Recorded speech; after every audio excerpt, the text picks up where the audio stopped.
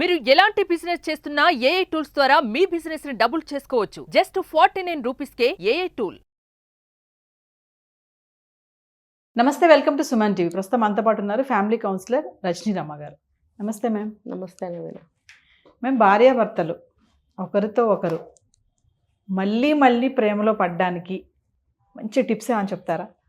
ఎందుకు అడుగుతున్నానంటే చాలామంది ఈ ఉరుకుల పరుగుల జీవితంలో టైం ఉండక కొట్టుకోవడం, తిట్టుకోవడం, కొంచెం గ్యాప్ ఇవ్వడము, ఇలాంటివన్నీ పెరిగిపోతున్నాయి. పాపం వాళ్ళకి మళ్ళీ తిరిగి మాట్లాడుకోవడం కూడా టైం ఉండటం లేదు. రాత్రి గొడవ అయితే ఉదయం మళ్ళీ కలిసి మాట్లాడడం టైం లేదు వాళ్ళకి, మళ్ళీ ఆఫీస్కి వెళ్ళిపోవడం. మరి అలా ఉన్నటువంటి కొంతమంది కపుల్స్ కోసమే మాట్లాడుతున్నాం ఈ వీడియో. అలాంటి వాళ్ళకి మళ్ళీ వాళ్ళు ప్రేమలో పడడానికి మంచి టిప్స్. ఇప్పుడు ప్రేమ అనేది దానికి ఒక వయసు ఏమి ఉండదండి. అది వాళ్ళని ఒకళ్ళనొకళ్ళు అర్థం చేసుకుంటూ చేసేదే జర్నీ, వాళ్ళ ఒక లైఫ్ జర్నీ. అది వాళ్ళ లైఫ్ని నడిపిస్తుంది అన్నమాట చివరి వరకు మంచిగా. అంటే దీన్ని ఎలా చెప్పాలి, ముందు నుంచి కూడా ప్రేమగా ఉంటూ ఆ జర్నీని సాగించాలి. ప్రతిదానికి అభిప్రాయ భేదాలు, నెగిటివ్ ఫీలింగ్స్, తర్వాత చేసిన ప్రతిదానికి తప్పు పట్టడాలు, ఇలాగ నడిచింది అనుకోండి లైఫ్ అంతా కూడా మార్పు లేకుండా అలాగే జరుగుతుంది. చివరికి వచ్చేటప్పటికి చాలామంది ఇప్పుడు చూస్తున్నాం విడిపోవడాలు, గొడవలు పెద్ద వయసు వచ్చిన తర్వాత. ఇది మనం చాలాసార్లు మాట్లాడుకున్నాము. అయితే వయసులో ఉండగా ఎలాగోలా జరిగిపోతుంది. ఆ ప్రేమ ఉండనే ఉంటుంది, ఆ అట్రాక్షన్ ఉంటుంది, ఆ పిల్లలతో పాటుగా నడిచిపోతూ ఉంటుంది. వాళ్ళు సెటిల్ అయిపోతారు, వాళ్ళు ఎలా పెరిగారనే దాని సంగతి పక్కన పెడదాం. అయిపోతుంది, సెటిల్మెంట్స్ అయిపోతుంది, మళ్ళీ వీళ్ళిద్దరే మిగులుతారు. ఇలా అంటే వయసులో ఉన్న వాళ్ళకి కూడా నేను చెప్తున్నాను, ఇప్పుడు మన బిజీ లైఫ్లో మనకి ఏం కావాలో మనకి తెలీదు. తర్వాత టైం ఉండదు, ఆలోచించే టైం ఉండదు, ఉన్నా అది ఇంప్లిమెంట్ చేయడానికి అవకాశము టైము రెండు ఉండవు. ఎందుకంటే రొటీన్లో మనం ఆ బిజీలో పడిపోతాం, దేనికి టైం ఉండకుండా అవుతుంది. వాళ్ళు చేద్దాం అనుకున్న పని నెల తర్వాత కూడా అయితే గొప్ప అనమాట. సో అలాంటప్పుడు ఏం చేయాలంటే ఎప్పటికప్పుడు, ఇది కూడా మనం చాలాసార్లు మాట్లాడాము, పర్టికులర్గా మాట్లాడుతున్నాం. ఇప్పుడు ప్రతి దానికి కూడా కొంచెం టైం తీసుకుని బ్రెయిన్కి, మనం ఏ పని చేస్తున్నా బ్రెయిన్ మనకు ఆలోచిస్తూనే ఉంటుంది. ఇప్పుడు చేస్తున్న పనిని ఇంకో విధంగా ఎలా చేయొచ్చు, లేదు ఒక ఏజ్ గడుస్తున్న కొద్దీ, రోజులు గడుస్తున్న కొద్దీ మన లైఫ్ బిజీగా నడుస్తున్నప్పుడు మైండ్ ఫ్రీజ్ అయిపోయి ఉంటుంది. అదేంటంటే ఆటోమేటిక్గా చేస్తూ ఉంటాం పనులన్నీ, మనస్ఫూర్తిగా మనం టెన్షన్లో ఉండి చేయలేం. అంత ఆటోమేటిక్గా జరుగుతుంది. ఇప్పుడు ఈ టైంకి వెళ్ళి బ్రష్ చేయాలి, టైంకి వెళ్ళి బట్టలు ఇస్త్రీ చేసుకోవాలి, ఈ టైంకి వెళ్ళి బాక్స్ కట్టుకోవాలి, టైంకి బండి తీయాలి, ఆటోమేటిక్గా అక్కడికి వెళ్ళి వాచ్ తీసుకొని పెట్టుకుంటాం, పెన్ను పెట్టుకుంటాం, ఫోన్ పెట్టుకుంటాం, అంత ఆటోమేటిక్గా జరుగుతుంది. బ్రెయిన్లో అన్కాన్షియస్ మైండ్లో ఉండిపోతుంది కదా, సబ్ కాన్షియస్లో. ఆ ఉండిపోయినప్పుడు ఆ ఆటోమేటిక్గా చేసేస్తాం పనులు. నిజంగా అది గుర్తుండి కాదు, ఇప్పుడు ఈ వాచ్ తీసి పెట్టుకోవాలని గుర్తుండి కాదు, బ్రెయిన్లో మనకి ఫీడ్ అయి ఉంటుంది కాబట్టి ఆటోమేటిక్గా చేసేస్తాం ఆ పనులు. ఈ మైండ్ ఫ్రీజ్ అయిపోయి ఉంటుంది అనమాట. సో ఏం చేయాలంటే దాన్ని మళ్ళీ మనము అటెన్షన్లో పెట్టుకోవాలి, ఎప్పటికప్పుడే పెట్టుకోవాలి. పెద్ద వయసు చిన్న వయసు అని కాదు, అలా పెట్టుకుంటే అటెన్షన్లో ఉంటే ఒకళ్ళనొకళ్ళు పలకరించుకుంటూ, ఇప్పుడు వారానికి ఒకసారి ఫ్యామిలీతో బయటకి, వారానికి ఒకసారి కుదరకపోతే 2 వారాలకు ఒకసారి బయటకి ఎటో ఒకటి వెళ్ళడము. అంటే ఎక్కడికో వెళ్ళి షాపింగ్లు, ఎక్కడికో వెళ్ళి టూర్లే చేయక్కర్లేదండి. నా అనాలిసిస్ ప్రకారము అందరూ కలిసి ఊరికినే మనం కొంచెంసేపు అలా ఎక్కడికైనా వెళ్ళి రావచ్చు. ఒక కూరగాయల మార్కెట్కి వెళ్ళొచ్చు, లేకపోతే ఏదో గ్రాసరీస్ కోసం అందరూ కలిసి వెళ్ళొచ్చు. ఇప్పుడు చూడండి సమ్మర్ వచ్చేటప్పటికి బుక్స్ అనేవి వస్తుంటాయి పిల్లలకి. ఆ బుక్స్ కొనాలంటే చాలామంది పేరెంట్స్ వెళ్ళి కొనుక్కొచ్చేస్తుంటారు. అలా ఎందుకు, పిల్లల్ని తీసుకుని వెళ్ళండి, పిల్లలు ఉత్సాహపడతారు. మా షాపింగ్ ఈరోజు, స్కూల్స్ రీఓపెనింగ్ అవుతున్నాయి, బుక్స్ కావాలి, పెన్నులు, పెన్సిల్స్, ఇంకా ఎన్నో వాళ్ళకి అవసరాలు ఉంటాయి కదా, అవన్నీ కూడా పిల్లలతో కలిసి వెళ్ళండి. అప్పుడు మీకు కూడా మైండ్ ఎంతో ఏమంటారంటే వికసించినట్టు ఉంటుంది, చాలా ప్రశాంతంగా మైండ్ ఓపెన్ అయినట్టు చాలా హాయిగా అనిపిస్తుంది. పిల్లలతో షాపింగ్ చేయండి. ఎందుకంటే ఆ కాసేపు పిల్లలు అటు ఇటు వెళ్తూ అది కావాలి ఇది కావాలి అని అంటూ షాప్లో తిరుగుతూ ఉంటే వీళ్ళ మైండ్ ఆటోమేటిక్గా అటెన్షన్లోకి వస్తుంది. అలాగే ఎప్పుడైనా అందరూ కలిసి ఒక కూరగాయల మార్కెట్కి వెళ్ళండి. దానివల్ల రెండో ఉపయోగం ఏంటంటే పిల్లలకి కూడా అది అన్నీ తెలుస్తాయి.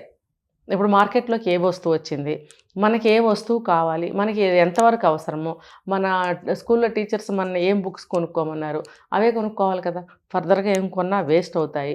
ఇలాంటి ఆలోచనలన్నీ వాళ్ళకి వస్తాయన్నమాట. సో వాళ్ళ షాపింగ్ వాళ్ళతో చేయిద్దాం. వాళ్ళకి ఏం కావాలి, బుక్స్ అంటాము, బుక్సే తీసుకుంటారు. అలాగే ఇప్పుడు మీరు కూరగాయల మార్కెట్కి వెళ్ళారనుకోండి, పిల్లల్ని తీసుకెళ్ళండి. దానివల్ల ఏమవుతుందంటే కూరగాయలు పుచ్చులు అవి లేకుండా ఏరమని చెప్పండి వాళ్ళకి. తర్వాత ఎంత క్వాంటిటీ తీసుకుంటే మన ఫ్యామిలీకి సరిపోతుంది. వాళ్ళు కూరగాయలు అమ్మే వ్యక్తి ఎవరైతే ఉన్నారో వాళ్ళు చెప్పిన రేట్ ఉంటుంది కదా, దాన్ని కొంచెం తగ్గించి అడగడం. ఇప్పుడంటే బార్గెనింగ్ తగ్గిపోయింది అనుకోండి బయట, అయినా కూడా అలాంటివి అలవాటు చేయడం అనమాట. అలాగా చిన్న చిన్న వాటికి పిల్లల్ని అందరు ఫ్యామిలీ వెళ్ళొచ్చు, తప్పేమీ లేదు.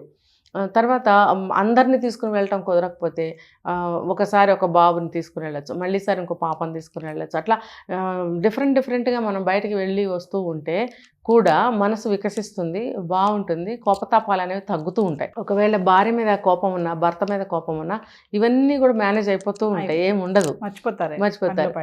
అప్పుడు ఇంకా ఒక నెల 2 నెలలకు ఒకసారి మీరు అన్నట్టు బయటకు వెళ్ళండి. ఎందుకంటే అది ఖర్చుతో కూడుకున్నది కదా, ప్రతిసారి అందరూ వెళ్ళలేరు. సో నెల 2 నెలలకు ఒకసారి మీరు బయటకు వెళ్ళలేకపోయినా లోకల్గా అన్న తిరగండి. మనకు ఉన్నాయి కదా మ్యూజియంస్ అని, జూ పార్క్స్ కానీ అలా ఉంటాయి, పార్కులని, తర్వాత ఉన్నాయి ఎంటర్టైన్మెంట్స్ చాలా ఉన్నాయి. అలాంటి వాటికి నెల 2 నెలలకు వెళ్ళచ్చు. సంవత్సరానికి 1 సారో 2 సార్లు ఏదన్నా ఒక యాత్రకి వెళ్ళిరండి. అది మంచి ప్లేస్ మీరు సెలెక్ట్ చేసుకుని ఒక ట్రిప్కి వెళ్ళిరండి, అది బాగుంటుంది. తర్వాత అలా పిల్లలు ఎదుగుతున్న క్రమంలో ఎప్పటికప్పుడు మన లైఫ్ని మాడిఫై చేసుకుంటూ చక్కగా ముందుకు తీసుకెళ్తూ ఉండాలి. ఇంకా అందరూ వెళ్ళిపోయిన తర్వాత ఇద్దరే ఉంటారు, అసలు సమస్య అక్కడే వస్తుంది. ఇది రన్నింగ్ అనమాట. అప్పుడు వీళ్ళు ఎవరి పనుల్లో వాళ్ళు ఉంటారు, పనేం పెద్దగా ఉండదు కానీ ఎవరి పనుల్లో వాళ్ళు ఉంటారు.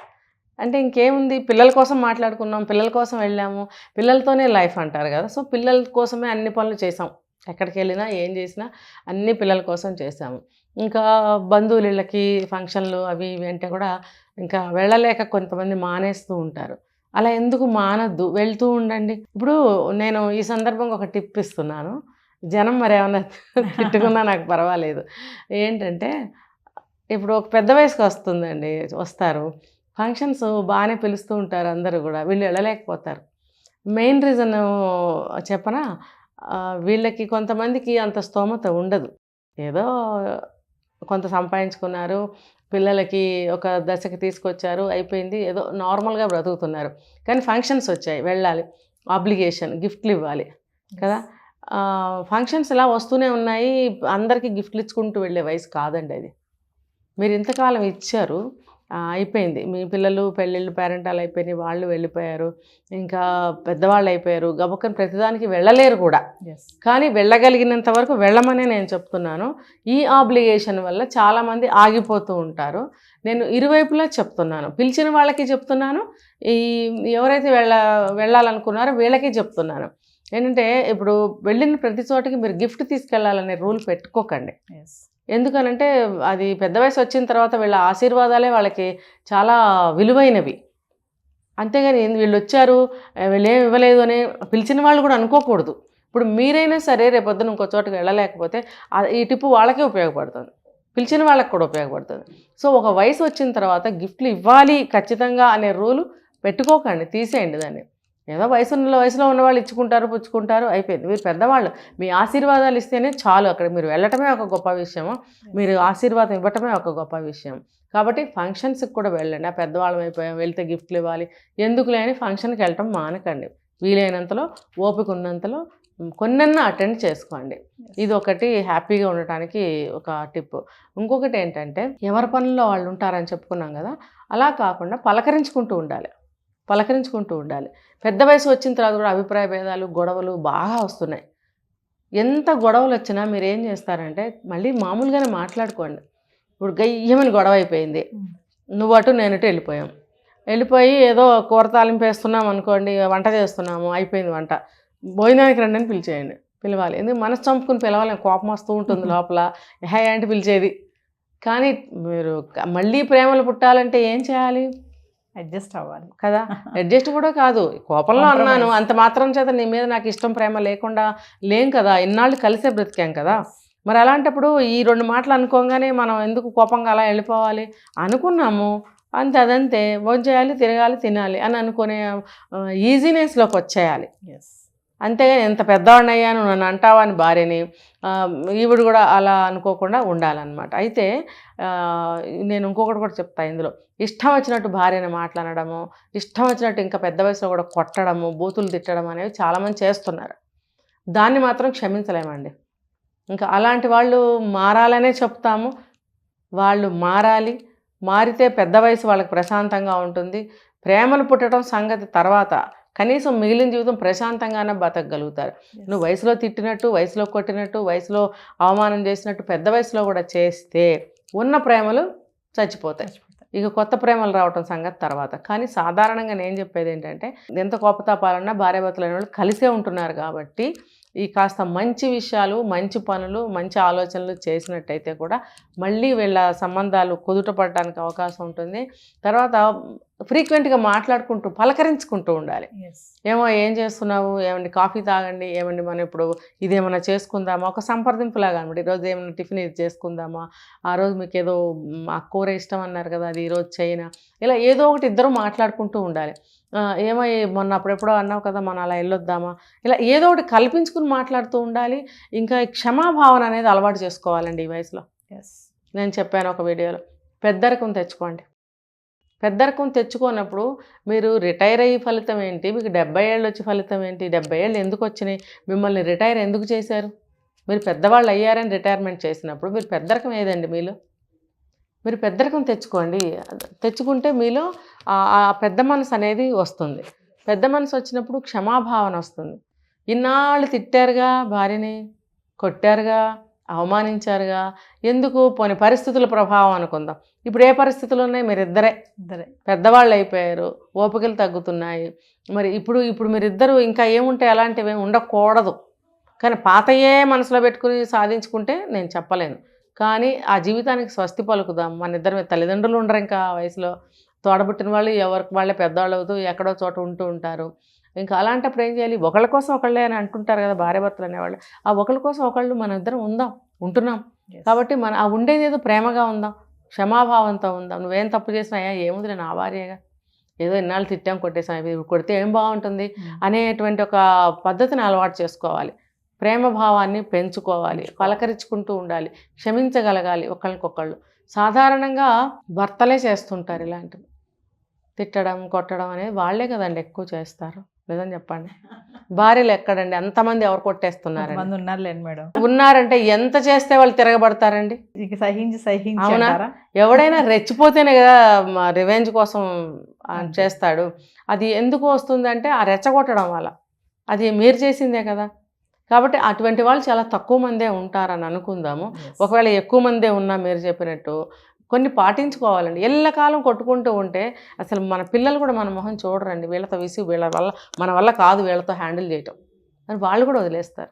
నేను ప్రతి భార్యకి, ప్రతి భర్తకి, పెద్ద వయసు వచ్చిన వాళ్ళకి 60, 70, 80, 90 ఎవరికైనా సరే ఈ వీడియో చూసే వాళ్ళకి నేను చెప్పేది ఏంటంటే, కొంచెం క్షమాభావన అలవాటు చేసుకోండి, ప్రేమించడం అలవాటు చేసుకోండి, పలకరించడం నేర్చుకోండి. మన మనిషేగా, మనతోనే ఉందిగా 30, 40 ఏళ్ళు, ఇలా అనుకుంటూ ఉండండి. మీలో కోపం రాదు, ప్రేమ ఆటోమేటిక్గా పెరుగుతుంది. ఏదో కాసేపు కనపడపోతే ఏమో ఎక్కడున్నావు అని పిలిచి పలకరించండి. పడుందిలే ముసలిదాంతో నాకేం పని, ముసలోడితో నాకేం పని అని అనుకున్నారంటే ఆ దూరాలు పెరిగిపోతాయి, ఇంకా పెరిగిపోతాయి. కాబట్టి పలకరించుకుంటూ ఉండండి. చక్కగా అన్ని మాటలు మాట్లాడుకోవచ్చు, ఎక్కడికైనా వెళ్ళచ్చు ఒప్పుకున్నంత వరకు. దానివల్ల ప్రేమ పెరుగుతుంది కానీ తగ్గదు కదండి. ఇలాంటివి చేయమని నేను చెప్తున్నాను. సో మీరు చెప్పిన టిప్స్ పాటిస్తే మేడం ఖచ్చితంగా భార్యాభర్తలు ఒకరితో ఒకరు మళ్ళీ ప్రేమలో పడే ఛాన్సెస్ చాలానే ఉన్నాయి, అవకాశాలు కూడా చాలానే ఉన్నాయి. ఏమండి బోల్డ్ టైం ఉంటుందా లేదా చెప్పండి. ఖచ్చితంగా. ఫర్ ఎగ్జాంపుల్ మీరు రామాయణం భారతం ఇష్టం అనుకోండి, ఈ రోజుల్లో ఎవరు చదవట్లేదు, ఊరికి ఎగ్జాంపుల్ చెప్తున్నా. అందులో మీరు సీతారాముల కళ్యాణం ఘట్టం ఏదైనా తీసుకుంటే అక్కడ అందులో ప్రేమ విషయాలు ఎన్నో మనకు దొరుకుతాయి. అవి డిస్కస్ చేసుకోండి. పోనీ మీలో ఉన్నటువంటి ఆలోచనలు మళ్ళీ ఒకసారి గుర్తుకొస్తాయి, మీలో నవ్వు వస్తుంది, చక్కగా మాట్లాడుకుంటారు. దానివల్ల ఎంతో మనసులు ప్రశాంతంగా ఉంటాయి, చక్కగా సంతోషం అనేది నిండుతుంది మనసులో. చాలా హ్యాపీ అనిపిస్తుంది ఇద్దరికి కూడా. నువ్వు అలా చేయలేదేంటి, అప్పుడు నువ్వు ఇలా చేయలేదేంటి అనే గుర్తు తెచ్చుకున్నారు అనుకోండి ఆ సంఘటన ద్వారా, ఎంత బాగుంటుంది. ఇటు రామాయణాన్ని మీరు మాట్లాడుకుంటున్నారు, దీంట్లో మీ మెమరీస్ని రికలెక్ట్ చేసుకుంటున్నారు. మరి అది ఎంత బాగుంటుంది, దానివల్ల మీ ప్రేమ పెరుగుతుందా తగ్గుతుందా? ఖచ్చితంగా. అబ్బాయి ఈవిడ కూర్చొని భలే చెప్తుందిలే. కాదండి, నేను కూడా పాటిస్తా రేపు పొద్దున్న నా టైం వచ్చినప్పుడు. మరి మీరు కూడా పాటించండి. ఎందుకంటే మనము శత్రుత్వాన్ని పెంచుకుంటామా మిత్రత్వాన్ని పెంచుకుంటామా? ఎవరిని అడిగినా మిత్రత్వమే కావాలంటారు. కాబట్టి అది కావాలనుకున్న వాళ్ళు పాటించి చూడండి. ఒక రోజుకి రిజల్ట్ రాదు, Yes. అలా మీరు కొంతకాలం చెయ్యండి. మనం మార్పు చూపిస్తే రెండో వ్యక్తిలో మార్పు వస్తుంది. Yes. అతనిలో రాదులే అని మనం ఇలాగే కూర్చుంటే అతనిలో రాదు. మనం కూడా రెండో రోజు మళ్ళీ చేయలేము ఆ పని. అలా చేస్తూ ఉండండి. వాళ్ళు చేసేటట్టుగా మనం పరిస్థితులు కల్పించాలన్నమాట. పిలవడము, పలకరించడము, మాటి మాటికి అతన్ని అటెన్షన్లోకి తీసుకురావడం అనేది చేస్తే ఆ ఫ్రీజ్ అయినటువంటి మైండ్ ఏదైతే ఉందో మళ్ళీ మంచిగా తయారవుతుంది. Yes. Thank you, ma'am.